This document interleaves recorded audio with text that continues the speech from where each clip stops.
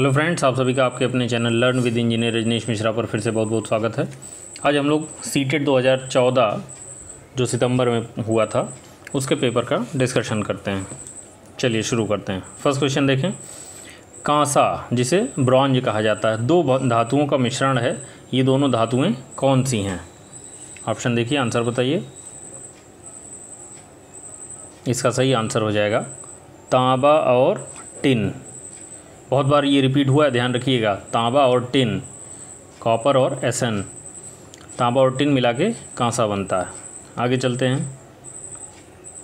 निम्नलिखित समूहों में से उस समूह को चुनिए जिसमें खाना पकाने के तरीके दिए गए हैं। ध्यान से ऑप्शन देखिए, आप लोग बताने की कोशिश करिए।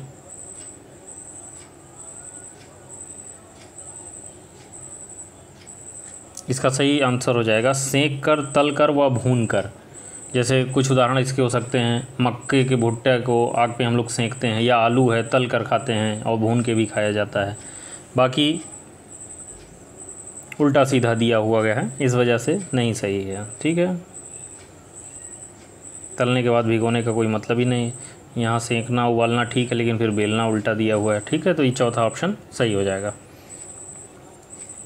आगे चलते हैं। माउंट एवरेस्ट के विषय में सही कथन चुनिए। चारों ऑप्शन आप लोग पढ़िए और आंसर देने की कोशिश करिए।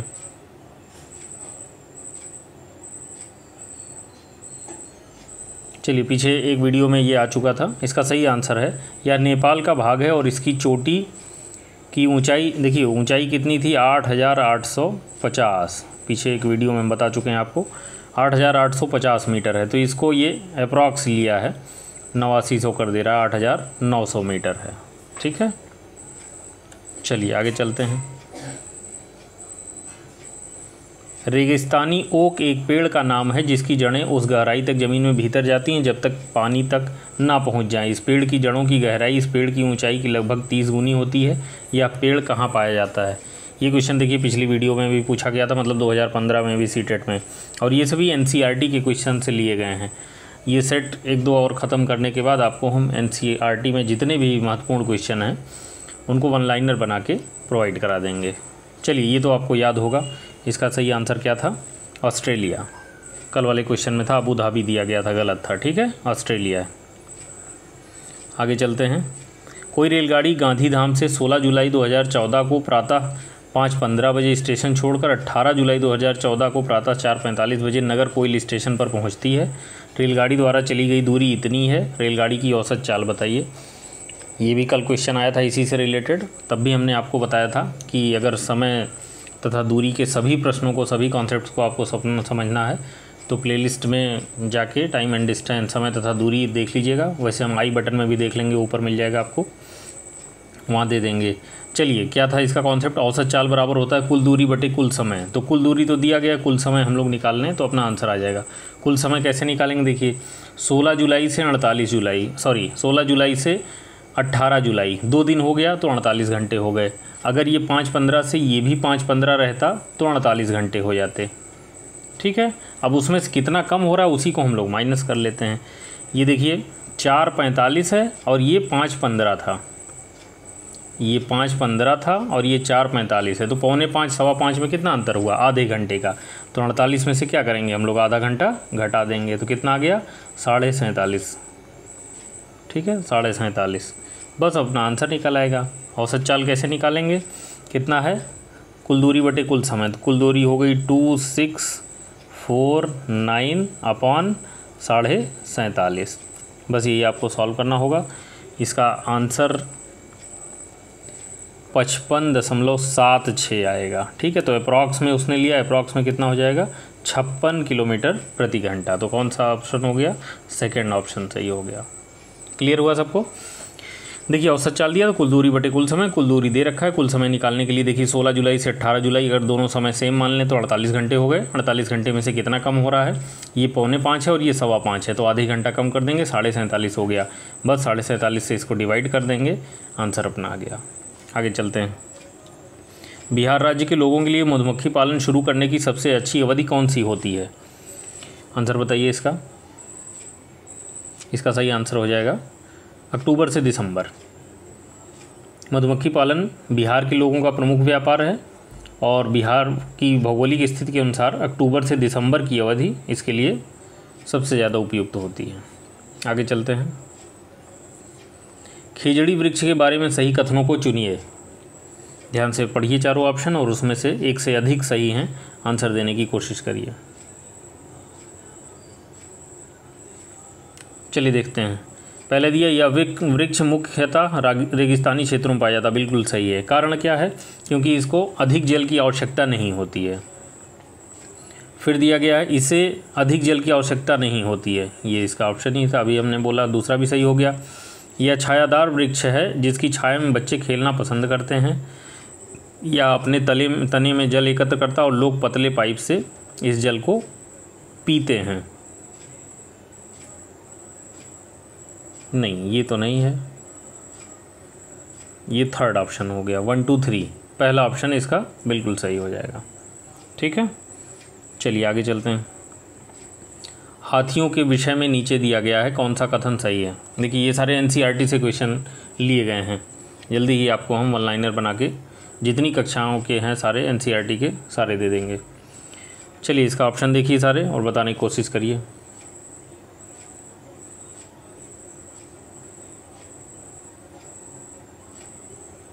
इसका सही आंसर है 3 महीने के हाथी के बच्चे का भार सामान्यतः लगभग 2 क्विंटल होता है। ठीक है, ये बिल्कुल सही आंसर है। हाथी से रिलेटेड कम से कम 8 से 10 क्वेश्चन एनसीईआरटी की बुक से हैं, उनको एक साथ हम लोग डिस्कस कर लेंगे तो क्लियर हो जाएगा। चलिए आगे चलते हैं। नीचे दिया गया पैराग्राफ पढ़िए जिसे गांव के एक छात्र ने अपने घर के विषय में लिखा है। मैं गांव से आया हूं, हमारे गांव में अत्यधिक वर्षा होती है, इसलिए हमारे घर धरती से लगभग 10 से 12 फुट ऊपर बने होते हैं और इन्हें मजबूत बांस के खंभों पर बनाया जाता है। ये घर अंदर से भी लकड़ी के बने होते हैं। ये गांव बताइए कहाँ होना चाहिए? कहाँ हो जाएगा? इसका सही आंसर है असम में। असम में वर्ष के अधिकतर माह वर्षा होती है, इसी कारण ज़मीन से 10 से 12 फीट ऊपर घर बनाए जाते हैं। ठीक है, आगे चलते हैं। ब्रेल लिपि में मोटे कागज़ पर उभरे हुए बिंदु बने होते हैं, यह लिपि आधारित होती है। देखिए, ब्रेल लिपि दृष्टिबाधित छात्रों के लिए होती है और ये कई बार क्वेश्चन पूछा गया है किसके लिए है और दूसरा कितने बिंदु होते हैं। तो इसमें सही आंसर है आपका 6 बिंदु होते हैं। ठीक है, खूब ध्यान रखिएगा, काफ़ी इंपॉर्टेंट क्वेश्चन है। मोटे कागज़ पर उभरे हुए 6 बिंदु होते हैं इस लिपि में। आगे चलते हैं। निम्नलिखित पक्षियों में से कौन काफ़ी हद तक अपनी गर्दन को पीछे घुमा सकता है? ये सभी लोग जानते होंगे, उल्लू को कहते भी हम लोग कि वो चारों ओर पूरा 360 डिग्री पे रोटेट कर सकता है लगभग अपनी गर्दन को। चलिए आगे चलते हैं। हमारे देश के नीचे दिए गए भाग में खाने की चीज़ें जैसे टैपियोका और नारियल को लोग अपने घर के आंगन में ही उगाते हैं। इनसे बने खाने का स्वाद बहुत अच्छा लगता है। आंसर देने की कोशिश करिए, कहाँ का है ये? केरल की बात हो रही है ये। ठीक है, टैपियोरा और नारियल केरल में बहुतायत मात्रा में उगाए जाते हैं। केरल के लोग अपने खाने की चीज़ों में इनका प्रयोग करते हैं। आगे चलते हैं। कोई डॉक्टर एक मरीज को खाने के लिए कुछ दवाइयाँ लिखता है और साथ ही गुड़, आंवला और हरी पत्तेदार सब्जियां खाने के लिए सुझाव देता है। यह मरीज किस रोग से पीड़ित है? बताइए आप लोग। देखिए, इसका सही आंसर हो जाएगा एनीमिया। वह मरीज एनीमिया से पीड़ित है क्योंकि एनीमिया से शरीर में लोहे की कमी हो जाती है। ठीक है, जिसकी पूर्ति ये सभी करते हैं। गुड़ हो गया, आंवला है, हरी पत्तेदार सब्जियां, ये सभी लोहे की, जैसे पालक वगैरह में काफ़ी आयरन होता है तो लोहे की कमी को दूर करते हैं ये सभी। आगे चलते हैं। कुछ पक्षी हमारी तुलना में 4 गुना अधिक दूरी तक देख सकते हैं। ये कौन से पक्षी हैं? आंसर बताइए आप लोग। देखिए, कौवा, चील, बुलबुल ये तो गलत हो गया। बाज तो ठीक है। कबूतर, तोता ये गलत हो गया। फाख्ता, कौवा, मोर ये भी गलत हो गया। थर्ड ऑप्शन सही है। चीज नहीं, ये चील होना चाहिए। चील, बाज और गिद्ध ये तीनों मनुष्य की तुलना में 4 गुना अधिक दूरी तक देख सकते हैं। अगला क्वेश्चन देखें। भारत के मानचित्र में दिल्ली की स्थिति के सापेक्ष हिमाचल प्रदेश की राजधानी शिमला और मध्य प्रदेश की राजधानी भोपाल क्रमशः कहाँ स्थित हैं? दिल्ली के किस तरफ, ये बताना है आपको। ऑप्शन देखिए, आंसर बताइए।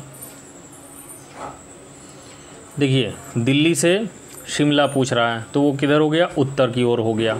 और उसके बाद पूछ रहा है मध्य प्रदेश की राजधानी भोपाल, तो दिल्ली के वो दक्षिण में हो जाएगी। तो आपका सही आंसर क्या हो जाएगा, उत्तर और दक्षिण, ये थर्ड हो जाएगा। ठीक है, उत्तर में शिमला हो जाएगा और दक्षिण में भोपाल हो जाएगा दिल्ली के। आगे चलते हैं। अगला क्वेश्चन है आपका, ईवीएस संक्षेपण है किसका। ईवीएस किसका शॉर्ट फॉर्म है। ये तो काफ़ी आसान क्वेश्चन पूछ लिया, आपको टाइटल में भी हमारे वीडियो के मिल जाएगा। ईवीएस एनवायरमेंटल स्टडीज़, पर्यावरण अध्ययन को कहते हैं। तो कौन सा ऑप्शन इसमें, फोर्थ ऑप्शन हो जाएगा। आगे चलते हैं। नेक्स्ट देखिए, निम्नलिखित में से कौन सा प्राथमिक स्तर पर पर्यावरण अध्ययन के शिक्षण का उद्देश्य नहीं है। चारों ऑप्शन पढ़िए, बताने की कोशिश करिए। नहीं है पूछा गया है। कक्षा में होने वाले अधिगम को विद्यालय के बाहर दुनिया के साथ जोड़ना, बिल्कुल सही है ये। शिक्षक कक्षा में कड़े अनुशासन को सुनिश्चित करें, यही गलत हो जाएगा। जब भी पनिशमेंट या कड़े अनुशासन की बात आए तो वही वाला गलत होता है। बच्चों को प्रश्न पूछने के लिए अवश्य पे अभिप्रेरित करना, ये भी सही है। बच्चों को अपने निकटतम परिवेश से परिचय प्राप्त कराने के लिए अवश्य अभिप्रेरित करना, ये भी सही है। लेकिन यहाँ क्या पूछा गया था, नहीं वाला पूछा गया था। तो नहीं वाला कौन सा आंसर आ रहा है, सेकंड, इसलिए सेकंड ऑप्शन इसमें सही आंसर हो जाएगा। आगे चलते हैं। आंचल अपनी कक्षा 5 में पर्यावरण अध्ययन की कक्षा में अक्सर गहन जांच पड़ताल वाले और कल्पनापरक प्रश्न पूछती है। उसके द्वारा इस प्रकार के प्रश्न करने का उद्देश्य क्या है। ऑप्शन देखिए, आंसर बताइए। इसका सही आंसर हो जाएगा चिंतन कौशलों में। जांच पड़ताल और कल्पनापरक प्रश्न बालक के चिंतन कौशल में सुधार हेतु महत्वपूर्ण साधन होते हैं। आगे चलते हैं। कक्षा 3 के शिक्षार्थियों को हमारे दोस्त पक्षी प्रकरण पढ़ाते समय नलिनी नीचे दी गई पद्धतियों का प्रयोग करती है। कौन कौन सा, पक्षियों पर आधारित वृत्त चित्र दिखाना, विभिन्न पक्षियों की तस्वीरों वाले चार्ट का प्रयोग करना और संक्षेप में उनका वर्णन करना। अगले पेज पे है, इसको भी पढ़ लेते हैं। शिक्षार्थियों को नज़दीक के पार्क में ले जाना और उनसे पक्षियों को ध्यान से देखने के लिए कहना। निम्नलिखित में से किस प्रयोजन के लिए सीखने के लिए विभिन्न उपागमों का प्रयोग कर रही है। नलिनी निम्नलिखित में से किस प्रयोजन के लिए सीखने के विभिन्न उपागमों का प्रयोग कर रही है, ये आपको बताना है। 4 ऑप्शन दिए, चारों में से बताइए। इसका सही आंसर हो जाएगा सेकंड, बहुबुद्धि वाले शिक्षार्थियों की विभिन्न आवश्यकताओं को पूरा करने के लिए ये सभी उपागम वो कर रही है। ठीक है, और था अपनी पाठ्य योजना का पालन करना, गलत है ये। दूसरे शिक्षकों और अभिभावकों को प्रभावित करना, ये भी गलत है। शिक्षार्थियों की तर्क शक्ति का विकास करना, तो इन तीनों के माध्यम से तर्क शक्ति का विकास होता नहीं दिख रहा है, इसलिए सेकंड ऑप्शन सबसे ज़्यादा उपयुक्त है इसमें। आगे चलते हैं। नेक्स्ट है आपका, खेल जो हम खेलते हैं प्रकरण के शिक्षण में शिक्षार्थियों की अधिकतम भागीदारिता के लिए निम्नलिखित में से कौन सी शिक्षण वियुक्ति अधिक प्रभावी होगी। 4 ऑप्शन पढ़िए और आंसर बताइए। देखिए क्या क्या बोल रहा है। शिक्षार्थियों को खेल के मैदान में ले जाना, उन्हें अलग अलग दिनों में अलग अलग खेल खिलाना, ये तो बहुत ज़रूरी होता है। पहला तो सही है, देखेंगे सबसे ज़्यादा उपयुक्त जो है उसी को करेंगे। विभिन्न खेलों के खेल कार्ड बनाना, उन्हें शिक्षार्थियों को दिखाना, ठीक है लगभग, लेकिन बहुत ज़्यादा सही नहीं है, क्योंकि कार्ड बनाने से अच्छा प्रैक्टिकल लाइफ से जोड़ के उन्हें सही में दिखाना, प्रत्यक्ष करके, वो ज़्यादा बेहतर होता है। शिक्षार्थियों को भीतर और बाहर खेले जाने वाले विभिन्न खेलों के नाम याद करने के लिए कहना, ये भी कोई मतलब नहीं है, रट्टा मारने से कोई फ़ायदा नहीं होगा।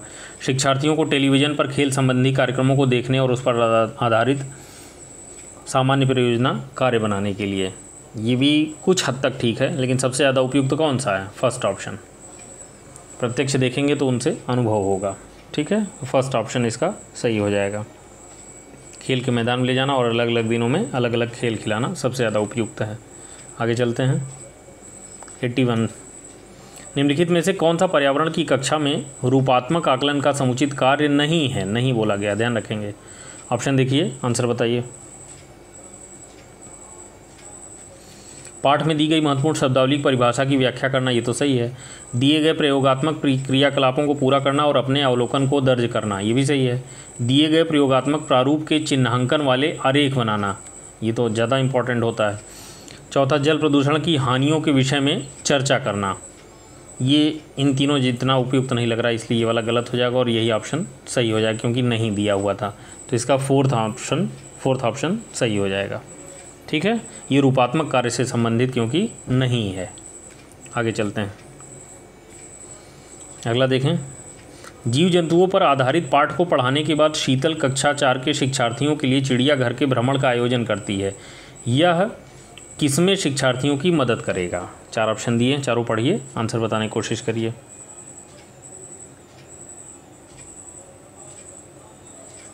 चलिए देखते हैं क्या दिया। जीव जंतुओं संरक्षण के कौशलों के विकास, ये तो नहीं है। दैनिक समय सारणी की चर्चा में बदलाव, ये भी नहीं है। कक्षा कक्षीय अधिगम को वास्तविक जीवन की परिस्थितियों के साथ जोड़ने, ये तो सही लग रहा है। जीव जंतुओं को पालतू कैसे बनाया जाए, इसके प्रति संवेदनशीलता विकसित करना, ये तो एकदम गलत है। थर्ड ऑप्शन इसका सही हो जाएगा। जो सबसे उपयुक्त होगा वही आपका आंसर होता है। ठीक है, सक्रिय अधिगम अनुभव उपलब्ध कराने के उद्देश्य से किया जाता है ये सब। उसमें क्या करते हैं, कक्षा कक्षीय अधिगम को वास्तविक जीवन की परिस्थितियों के साथ जोड़ने में सहायता मिलती है उससे। चलिए आगे चलते हैं, नेक्स्ट देखें। रश्मि को यह सिखाया जाता है कि वह प्रश्न पत्र बनाते समय निम्न चरणों का अनुपालन करे। ठीक है, और ये क्रम में नहीं है, इनको क्या करना है, क्रम में लगाना है। कुल मिला के ये पूछ रहा है प्रश्न पत्र बनाने के लिए कौन कौन से चरण होते हैं। ऑप्शन देखिए, खूब अच्छे से ज़रा बताने की कोशिश करिए।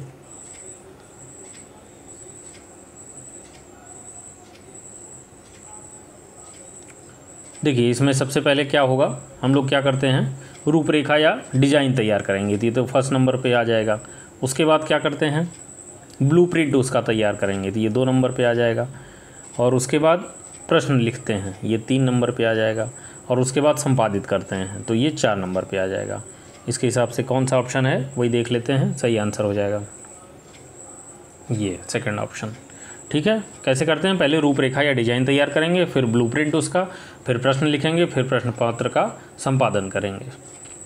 चलिए आगे चलते हैं, अगला देखिए। हरप्रीत अपने शिक्षार्थियों को यह सुझाव देना चाहती है कि पर्यावरण संरक्षण के लिए किस प्रकार एक व्यक्ति सबसे अच्छे संभावित तरीके से अपना योगदान दे सकता है। उनका सबसे बेहतर सुझाव क्या हो सकता है? 4 ऑप्शन दिए, चारों पढ़िए और आंसर बताने की कोशिश करिए। आने जाने के लिए सार्वजनिक साधनों का प्रयोग करना, ये तो ठीक लग रहा है। कार, स्कूटर आदि जैसे व्यक्तिगत वाहन ना रखें, तो ये तो कोई मतलब ही नहीं। घर से बाहर अक्सर आने जाने से बचना, ये भी सही नहीं है। अभी तो कोरोना काल है, इस वजह से ये सही मान लिया जाएगा, लेकिन सामान्य तौर से अगर देखें तो ये ऑप्शन गलत होगा। अपने व्यक्तिगत वाहन के इंजन की नियमित जाँच, ये भी नहीं है। तो इसमें सर्वोपयुक्त कौन सा है? फर्स्ट ऑप्शन है। ठीक है, फर्स्ट ऑप्शन इसका सही है। सार्वजनिक साधनों का प्रयोग करना और पर्यावरण संरक्षण की दृष्टि से सर्वाधिक उपयुक्त है। आगे चलते हैं, कक्षा 5 के शिक्षार्थियों में जिज्ञासा जागृत करने का निम्नलिखित में से सबसे प्रभावी तरीका कौन सा है? पढ़िए ऑप्शन आप लोग बताइए।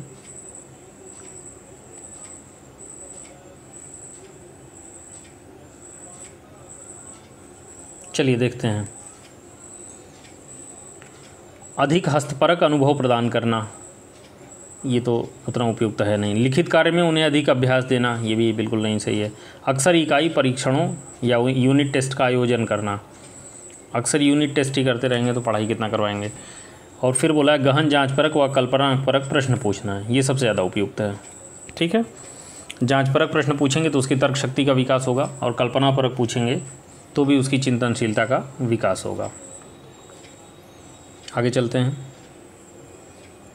यदि 1 महीने के लिए बिजली ना हो तो हमारा जीवन किस प्रकार प्रभावित होगा? इस प्रश्न को पूछने का क्या उद्देश्य है?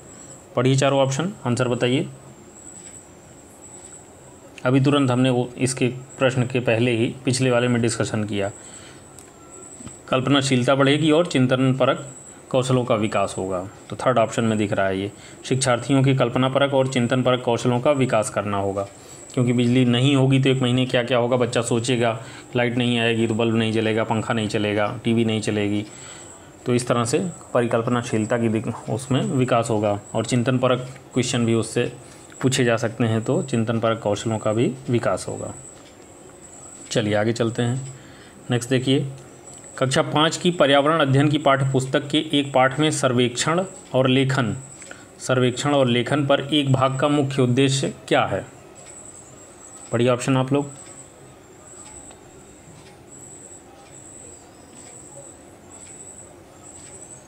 चलिए देखते हैं। शिक्षार्थियों की सामान्य जानकारी का आकलन करना, ये तो गलत हो गया। शिक्षार्थियों को अवसर उपलब्ध कराना कि वे चीज़ों को खोजें और सीखें, ये तो ठीक लग रहा है। आगे चलते हैं। विषय की आधारभूत अवधारणाओं को सीखने में शिक्षार्थियों की मदद करना, ये भी ठीक है, लेकिन सर्वेक्षण और लेखन की बात कही गई है तो उससे बहुत ज़्यादा नहीं मिलता जुलता है। शिक्षार्थियों के व्यवहारिक कौशलों में सुधार करना, व्यवहारिक कौशल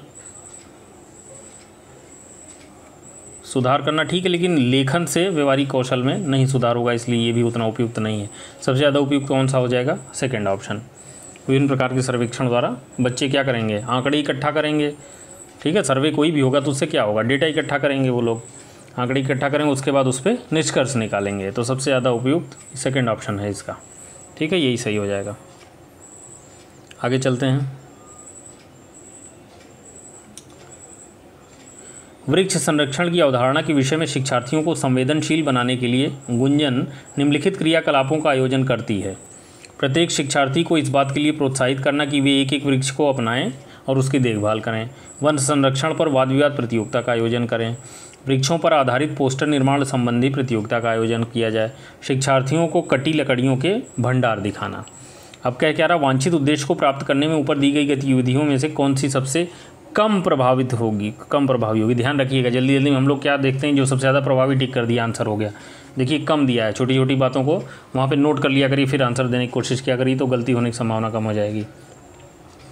अभी हम लोगों ने देखा इसमें सबसे कम वाला कौन सा था? लास्ट ऑप्शन था। पढ़ते हुए पता चल गया। शिक्षार्थियों को क्या होगा? कटी लकड़ियों के भंडार दिखाना, ये सबसे कम प्रभावी है, ठीक है। वृक्ष संरक्षण की अवधारणा के विषय में शिक्षार्थियों को संवेदनशील बनाने के लिए ये सबसे कम प्रभावी, और सभी अच्छे थे। प्रत्येक शिक्षार्थी को इस बात के लिए प्रोत्साहित करना कि एक एक वृक्ष अपनाएं और उसकी देखभाल करें। वन संरक्षण पर वाद विवाद प्रतियोगिता, ये भी सही चीज़ थी। और वृक्षों पर आधारित पोस्टर निर्माण संबंधी प्रतियोगिता का आयोजन करना, ये भी सही है, ठीक है। अगले क्वेश्चन पर चलते हैं।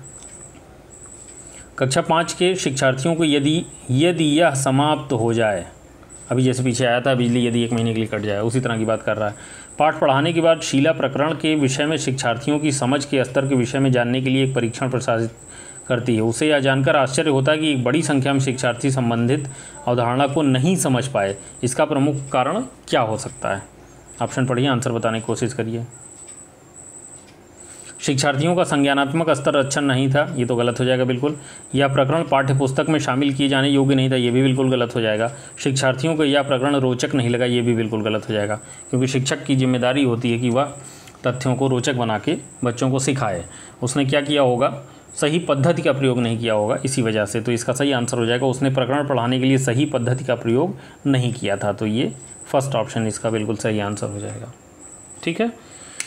चलिए, आज के सीटेट 2014 का पेपर हम लोगों ने डिस्कस किया, और आज दिखाई पड़ा कि एनसीईआरटी के 2 क्वेश्चन पूछे गए थे। तो एक आध सेट के बाद आपको हम पूरा एक 1 लाइनर बना के नोट्स डिस्कस करा देंगे। ऐसे ही सारा एनसीईआरटी का 1 या 2 या 3 वीडियो में समाप्त हो जाएगा, ठीक है। फिर आगे चलेंगे। चलिए, मिलते हैं नेक्स्ट वीडियो में। Thank you so much.